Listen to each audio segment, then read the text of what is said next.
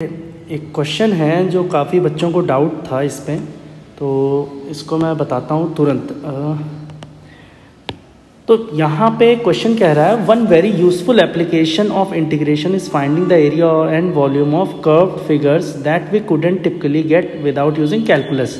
ठीक है, तो यहाँ आपको कैलकुलस का यूज़ नहीं करना है और आगे लिखा है although there is no need to know anything about that topic, जो कि मैंने कहा। Mrs Meena wanted to use the concept to help students figure out how the area of enclose surface that could be easily calculated using parabolic curve. Okay, तो ये आपको parabolic curve दिया है, this is the curve. ध्यान से इसको समझेंगे।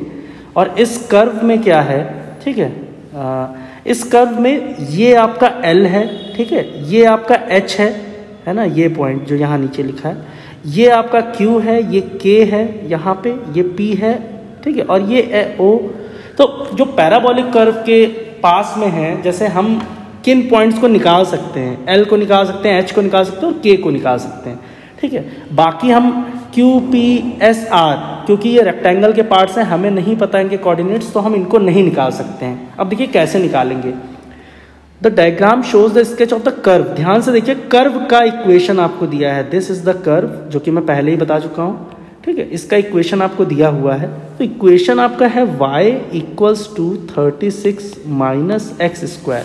अब यहाँ पे ध्यान से देखेंगे तो अगर हम L और H के लिए सॉल्व करें इसे, तो L और H में x एक्सिस पे ये है, तो दैट मीन्स y क्या हो जाएगा, ऑटोमेटिकली 0 हो जाएगा। तो हम यहाँ इस इक्वेशन में y बराबर 0 पुट कर देंगे, तो ये हो जाएगा 0 is equals to 36 minus x square और x square is equals to 36, जिसका मतलब हो गया x बराबर प्लस माइनस 6। अच्छा, प्लस माइनस 6 बोले हुए हैं, तो इसका मतलब है, मैं यहीं पे बता देता हूँ, ध्यान से देखिएगा। इसका मतलब L का जो कोऑर्डिनेट है वो हो गया, क्योंकि y तो 0 है।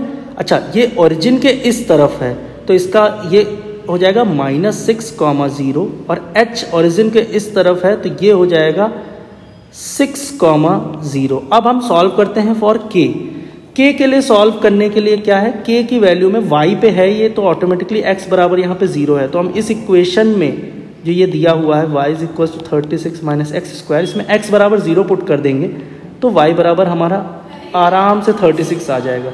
यानी K का इक्वेशन आ गया 0, क्योंकि x 0 है, 0,36। ओके, अब ये देखिए तीन चीज़ें हमने निकाल ली। हमें Q, P, S, R ये हमें अभी पता नहीं है, अब हम आगे क्वेश्चन पढ़ते हैं तो हमें पता चलेगा। क्वेश्चन में कहा गया है the point P be PXY and A be the area of rectangle PQRS। अच्छा, A जो है, ये A कहीं भी नीचे क्वेश्चन में लिखा रहेगा, इसका मतलब है एरिया ऑफ रेक्टेंगल PQRS, इसका आपको निकालना है, ठीक है। तो हम क्वेश्चन नंबर 1 A पार्ट पढ़ते हैं। Find the area of triangle OHK। अच्छा, ट्रायंगल की बात आ रही है, तो यहाँ पे ट्रायंगल कैसे बनेगा, O से H, H से सीधा K, ठीक है। इसका ट्रायंगल का फॉर्मूला क्या होता है, हम A पार्ट में अगर सॉल्व करें तो एरिया ऑफ ट्रायंगल होता है हाफ बेस इनटू परपेंडिकुलर। अच्छा, बेस क्या है बेटा, बेस है OH, ध्यान से देखिए यहाँ पे, ठीक है, और परपेंडिकुलर क्या है OK, तभी तो क्या हो जाएगा, ये एरिया ऑफ ट्रायंगल क्या हो जाएगा OHK, ठीक है। वैल्यू पुट करेंगे। देखिए OH हम कैसे निकालते हैं, O का जो है वो 0,0 कोऑर्डिनेट है। अच्छा, H जो है वो 6,0 है। डिस्टेंस फॉर्मूला भी लगाओगे, एक कॉमन सेंस भी रखो, तो यहाँ पे y के कोऑर्डिनेट 0 है, यानी O, और x जो है 0 से 6 है, यानी इसका डिस्टेंस हो गया 6 OH। और OK कहाँ है, x 0 है, तो y 36 है, तो जो ओरिजिन से इसका डिस्टेंस हो गया वो हो गया 36। सॉल्व करेंगे, आपका आंसर आ जाएगा 108 unit square. This is part 1, ठीक है, इतना याद रखेंगे। अब हम आगे बढ़ते हैं और इसके बाद क्वेश्चन नंबर, अच्छा इसी तरीके से यहाँ पे और में भी दिया हुआ है, ठीक है, और में दिया हुआ है the area A of rectangle PQRS and find the value of A at x बराबर 3। ओके, x बराबर 3, जाहिर सी बात है एरिया ऑफ रेक्टेंगल वो A से डिनोट हो रहा है और हमें वैल्यू A की निकालनी है जब x बराबर 3 हो। जाहिर सी बात है x बराबर 3 होगा तो हमें R क्या मिल जाएगा, ध्यान से देखिएगा यहाँ पे, है ना, ये सारे कोऑर्डिनेट्स आपको पता है। हम फिर से इस क्वेश्चन को देखते हैं। आर की वैल्यू क्या हो जाएगी, क्योंकि ये एक्स पे ही है, वाई इसका 0 है तो एक्स हो जाएगा इसका -3,0, क्योंकि यहाँ पे बोला हुआ है एक्स बराबर 3। अच्छा एस क्या हो जाएगा, एस हो जाएगा 3,0, ठीक है। इसी तरीके से पी, अच्छा पी हमारा क्या हो जाएगा, और क्यू इसको हम देखते हैं, ठीक है। पी हमारा क्या हो जाएगा, यहाँ पे बोला हुआ है एक्स बराबर 3 है, तो इसके लिए हम देखते हैं कि पी की वैल्यू को हम क्या रख सकते हैं। सबसे पहले तो हम इसको देखेंगे, ये जो डिस्टेंस हो जाएगा वो क्या हो जाएगा, तो जाहिर सी बात है ये आपका क्या हो जाएगा दिस। अच्छा y की वैल्यू हमें फाइंड करनी है, यानी p और q की वैल्यू फाइंड करनी है। कैसे फाइंड करेंगे, इसी इक्वेशन में पुट करेंगे बेटा। क्यों, क्योंकि q और p जो हैं कट कर रहे हैं किस कर्व को ही कट कर रहे हैं। तो x बराबर 3 हमें पता है, वैल्यू पुट करेंगे किसमें, y is equal to 36 minus x square, तो ये हो जाएगा 36 माइनस एक्स की वैल्यू 3 3 3 9 हो जाएगा, और ये आ जाएगा 27। यानी p की वैल्यू क्या आ गई, p की वैल्यू आ गई 3,27 और q की वैल्यू आ गई -3,27।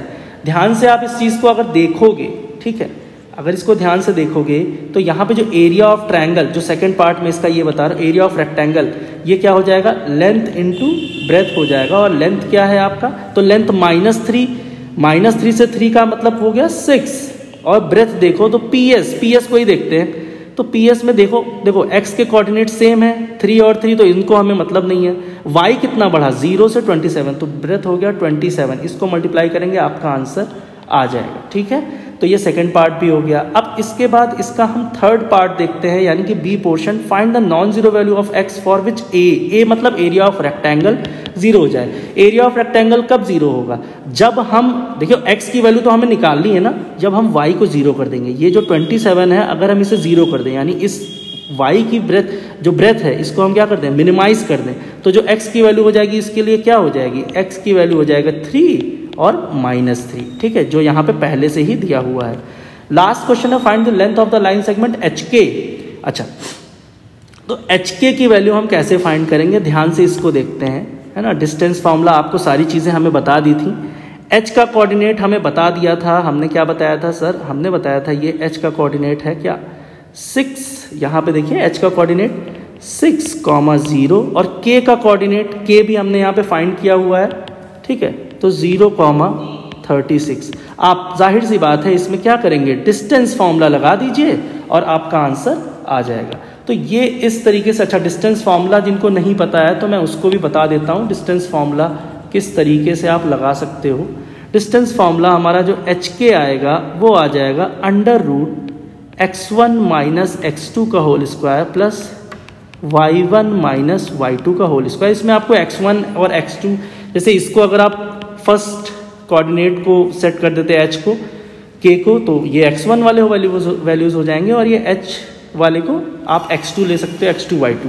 तो इस तरीके से आप कर सकते हो, कैसे भी आंसर वही आएगा। x1 आपका क्या है, मान लेते हैं हम h के x1 6 को ले रहे हैं, 6 माइनस x2 है 0 का होल स्क्वायर प्लस y1 है 0 -36 का होल स्क्वायर। इसको आप सॉल्व करोगे, 6 का जो स्क्वायर आता है वो 36 आता है, प्लस 36 का स्क्वायर आपका यहाँ पे लिख दो, क्योंकि 36 का स्क्वायर निकाल के भी आप ऐड कर सकते हो, आपका आंसर आ जाएगा। तो ये रहा आपका सवाल, ठीक है।